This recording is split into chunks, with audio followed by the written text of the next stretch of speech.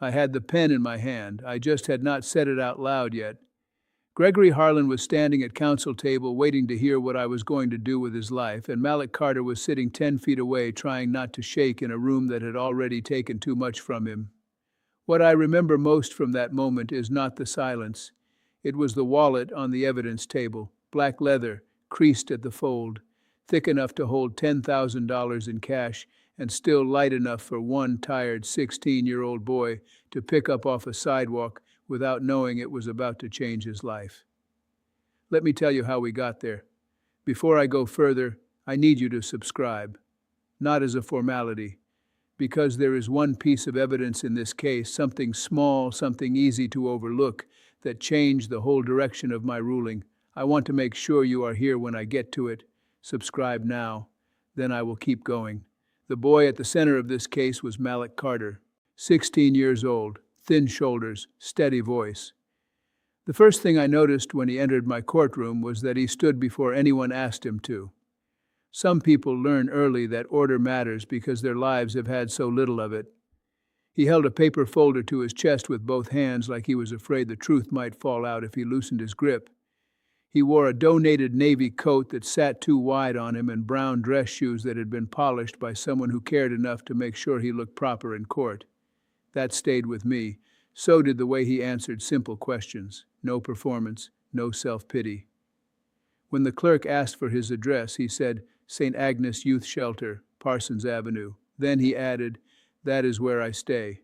He said it plain, not defensive, just exact. Gregory Harlan was 47.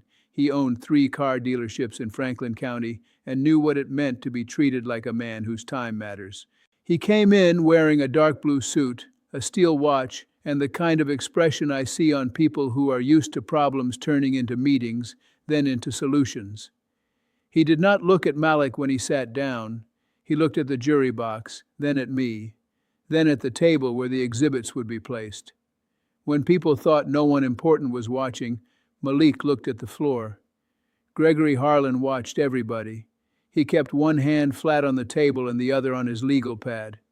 Once, before opening statements, he smiled at something his lawyer said and stopped the second the bailiff opened the side door. Control tells me more than anger. It usually has more room to hide in. The incident happened on Monday, November 18, 2024. The time in the case file was 5:52 p.m. The place was the sidewalk outside Bailey's Pharmacy at East Broad Street and South 3rd in downtown Columbus, Ohio. Gregory Harlan had come from First Commonwealth Bank, where he withdrew $10,000 at 4:48 p.m. The bank video fixed that part. Then he stopped at Mercer and Lane Jewelers. Then he went to Bailey's. Somewhere between the curb and the pharmacy door, his wallet fell from his jacket pocket. Malik Carter had been walking from the downtown library toward the number 8 bus line. He saw the wallet near the curb, picked it up, opened it just enough to find identification, then carried it inside the pharmacy because the man on the driver's license photo had just walked in. That much was never truly disputed. What happened next was the center of the case. Gregory Harlan took the wallet, opened it, counted the cash, and said, "There was 10 in here when I left the bank." Malik said he waited because he thought the man might thank him. Instead, Harlan stepped in front of the exit and said, "Don't move." Then he called 911. I heard that call during trial. Harlan told the dispatcher a street kid had taken money from his wallet and was still inside the store. He said, "He's trying to look innocent now." By 5:58 p.m., Officer Sean Bell was on scene. By 6:04 p.m., Malik Carter was in handcuffs beside the pharmacy counter while cough drops and paper towels sat stacked behind him like the most ordinary backdrop in the world. Malik had no home address to give. He gave the shelter name instead. On the body camera, Officer Bell asked, "No home address?" Malik said, "That is where I stay." Same words, same tone. I heard it once on video and once from the witness stand. It sounded the same both times. A child telling the truth to an adult who had already decided truth needed help. I am going to tell you something that did not come out until the 3rd day of testimony, something that made me stop and ask the witness to repeat it. If you are not subscribed yet, do it now, because that moment is coming, and I do not want you to miss it. The legal process started where these cases often start, in the wrong direction. Malik was treated as the suspect first. He spent 2 nights in juvenile intake. Then the store video was reviewed. Then the pharmacy clerk gave a full statement. Then the financial record from Mercer and Lane was pulled. By December 12, 2024, the state had indicted Gregory Harlan for making a false report, unlawful restraint, and tampering with evidence. There is one legal point most people do not know. It is not enough for a person to be wrong. Wrong is not always a crime. For a false report conviction, the state has to prove the speaker knew the report was false, or said it with such reckless disregard for the truth that the law treats it as deliberate. That matters. Courts are not supposed to punish confusion. We are supposed to punish conduct that turns certainty into a weapon. When trial began in March of 2025, I watched them both come in from the bench. Malik entered with his victim advocate, Angela Ruiz, and Thomas Reed from St. Agnes. He walked quickly until he reached the rail, then slowed down like he had stepped into water. Gregory Harlan entered through the main doors with 2 lawyers and a leather folio. He placed it square to the edge of the table before he sat. People reveal themselves in the order they touch things. The first wave of evidence established the plain facts. Bank records showed the $10,000 withdrawal at 4:48 p.m. Exterior surveillance from Mercer and Lane showed the wallet still in Harlan's possession at 5:29 p.m. Bailey's pharmacy video showed it falling near the curb at 5:51 p.m. 41 seconds later, Malik bent, picked it up, and took it inside. No hiding, no pocketing, no side trip, straight inside. Then Malik testified. The prosecutor asked why he returned the wallet. Malik said, because it was his. That was all. No speech, no effort to make himself sound noble. Just 6 words. I have heard people lie in very polished sentences. I have heard truth arrive with less decoration than that. Sandra Lee, the pharmacy clerk, testified after him. She said Malik walked in holding the wallet with both hands. She said Harlan looked inside, counted, and said, "It's short."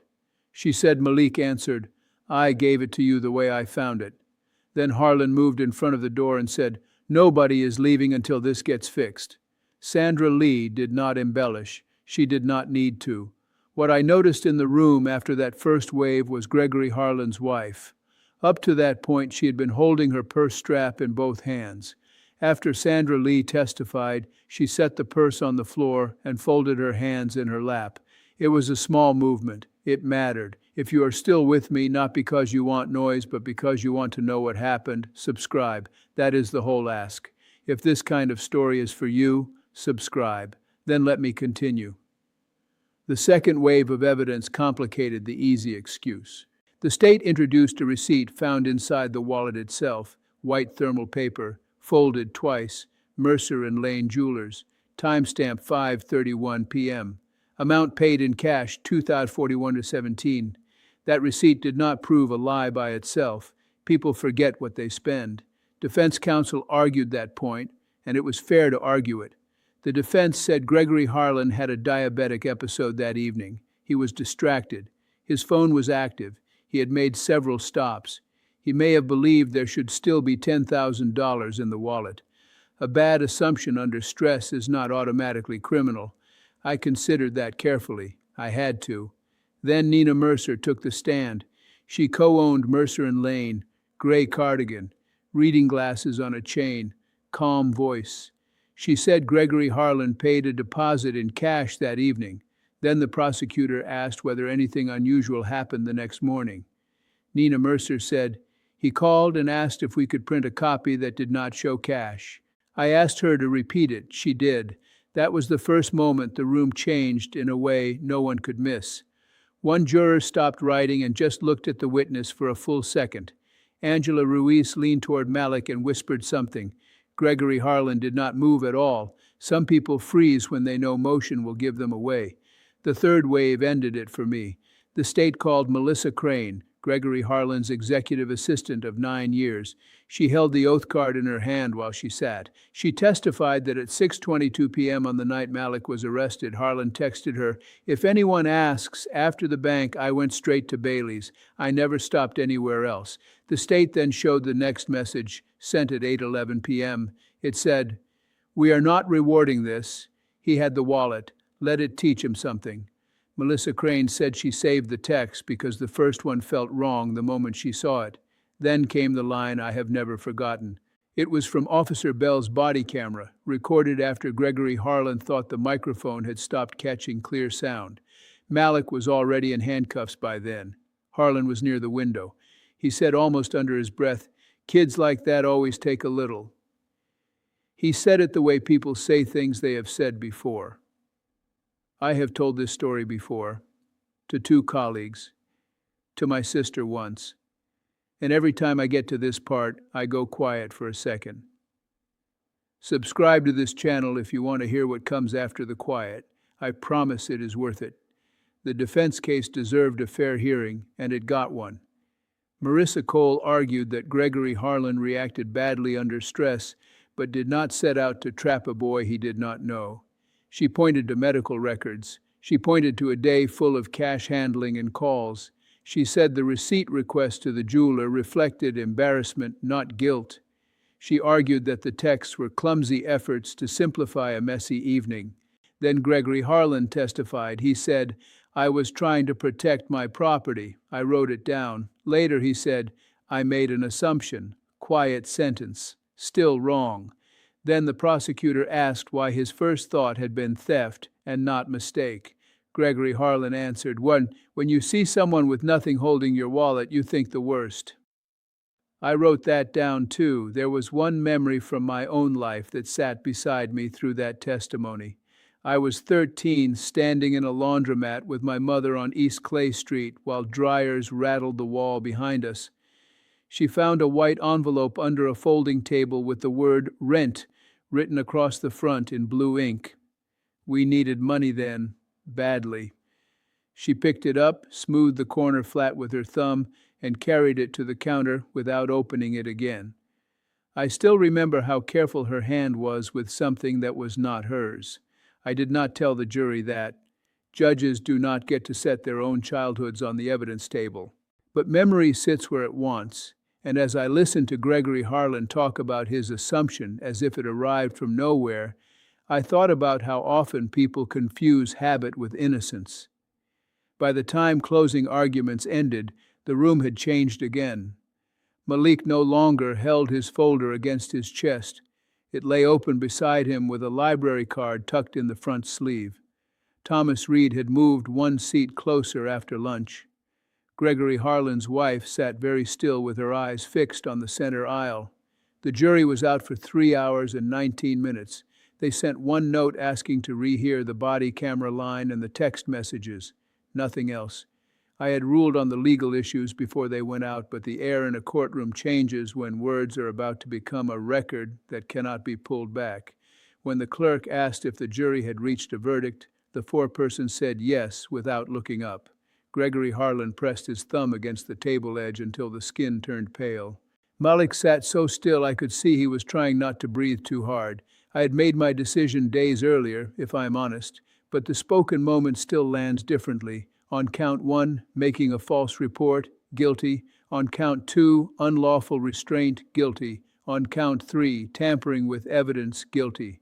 The first reaction I noticed was Angela Ruiz closing her eyes and lowering her head, as if a weight she had been carrying in her neck had finally let go. The verdict was not the hardest part of this case for me. The sentencing was, because sentencing is where I had to decide not just what was legal, but what was right. Subscribe so you do not miss what I decided.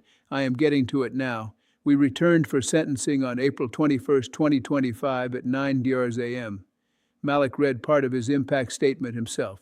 He said, "I still check the ground when I walk. I just look longer now before I pick anything up." That was before I sentenced. After I announced the terms, he said only one more thing on the record. He looked at me and said, "Thank you for hearing me all the way." I have not forgotten that either. He also described what those 2 nights cost him. He lost his bedhold at St. Agnes for one night because intake failed to call in time. His backpack was logged wrong. His winter coat disappeared. He missed his GED placement interview on November 20th and had to wait 6 more weeks for another opening. This is what a lie does when it lands on someone who has no cushion under him. Gregory Harlan spoke before sentencing, too. He said he was sorry for how this situation unfolded. Then he said, "I did not think one accusation would ruin his life." That sentence tried to sound sympathetic. It revealed more than he meant. It told me he understood there was harm. He just had not treated that harm as likely enough to stop himself. Then I sentenced him. I said, "Mr. Harlan, I am ordering you to serve 180 days in the Franklin County Corrections Center with 30 days in custody and the balance suspended, followed by 3 years of supervised probation. I am doing that because a lie that places a child in handcuffs is not minor harm." I said, "I am also ordering a financial penalty of $25,000 payable to the St. Agnes Youth Shelter Education and Legal Support Fund. I am suspending your driver's license for 18 months except for travel approved by probation. That means no unrestricted driving, no casual business travel, no convenience." I said, "I am ordering 400 hours of community service at St. Agnes Youth Shelter and at the County Record Sealing Clinic. Your time will be spent where the damage from assumptions has a name and a face." Then I said, "And there is one more thing. You will pay for Malik Carter's GED tuition, 18 months of transitional housing at Hope Bridge House, 1 year of trauma counseling through a provider chosen by his advocate, replacement of the property lost during his detention, and the full cost of sealing the juvenile arrest record caused by your report. You will also prepare a written apology approved by this court, read it aloud at a meeting of the Columbus Downtown Business Association, and post it on your company website for 30 days. What you did happened in public. Part of the repair must happen there too." After that, I spoke to him directly. I said, "You did not merely miscount cash. You used your certainty as a weapon. Because you were a businessman in a good coat and he was a 16-year-old without a home address, your words moved faster than his did." I said, "Your wife and daughter did not place those words in your mouth. They are not responsible for them." I said, "Privilege is not guilt. But privilege carries a duty to slow down before the law moves at your request." Then I said, "I believe you knew how much damage one lie from you could do, and you said it anyway. Thank you for staying with this. I mean that. I know this is a long story. I know it is not easy. Subscribe if you have not yet. You already know why you are still here." After sentencing, the courtroom emptied in pieces. Gregory Harlan's wife stepped into the aisle, stopped beside Angela Ruiz, and said something too soft for me to hear. Angela listened, answered once, and pointed toward the clerk's office where restitution paperwork would be handled. Then the wife nodded and walked out alone. Malik stayed seated for a few seconds after everyone near him stood. Thomas Reed placed one hand between Malik's shoulder blades and left it there. That was all. The appeal was filed on May 6, 2025. It went to the 10th District Court of Appeals of Ohio. On December 11, 2025, that court affirmed the convictions and the sentence in all material respects. The panel said the record supported deliberate falsity, measurable harm, and a lawful exercise of sentencing discretion. It took 7 months. I was not surprised, but I was relieved. I did learn something later. On February 3, 2026, I visited the county expungement clinic for a volunteer review and saw Gregory Harlan in the hallway stacking folding chairs after a legal session. County work vest, plain shirt, no audience. He looked older. He did not see me. And on June 12, 2026, Malik Carter signed intake papers at Hope Bridge House, the transitional housing program funded through part of the sentence. Thomas Reed sent a note through Victim Services saying Malik had passed his GED math section on the second try and was working evenings at a grocery warehouse. That is not a tidy ending. It is one true date in a longer life. The question this case left me with is still the same. How much does a person with nothing have to do right before the world decides to believe him? I do not know. The law can correct a record. It can assign cost. It can force public acknowledgement. What it cannot do is hand someone back the first clean version of trust they had before they learned how fast status can outrun truth. If you have ever stood in a room telling the truth while somebody with better clothes, cleaner money, or a steadier voice was believed first, then you know the look I saw on Malik Carter's face. It was not only fear, it was the moment a person realizes facts and fairness do not always arrive together. If you know that feeling, then you know why I remembered him. And if you are closer to Gregory Harlan in this story than you want to admit, I have one question I wanted to ask him and could not ask from the bench. When was the last time you let another person be specific before you turned them into a type? The next time fear asks to borrow your authority, do one thing first. Ask one factual question, then wait for the answer. I still think about that wallet. Black leather, creased down the middle, heavy with cash, heavy with a receipt for 2041.17, small enough to fit in one hand, heavy enough to put a boy in handcuffs and then bring a grown man to sentencing. That is why I told you this story. If you want to hear the others, and there are others, subscribe. That is all I'm asking. Subscribe and stay. The comments are where people who care about the same things find each other.